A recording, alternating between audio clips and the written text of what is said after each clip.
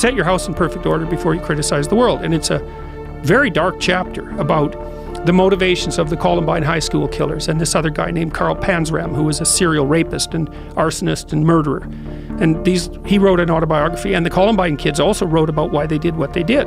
They're resentful to the core, bitter, resentful, terrible. And, well, I'm suggesting that people stay away from that resentfulness and bitterness, even though life is hard and there's malevolence in the world.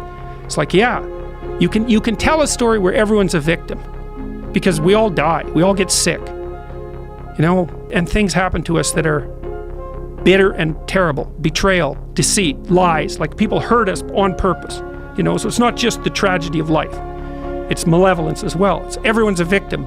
You can tell that story. The problem is, if you tell that story and you start to act it out, you make all of that worse. That's the problem. And this is why partly I got attracted to Christian imagery, at least in part, because there's an idea in Christianity that you should pick up your goddamn cross and walk up the hill.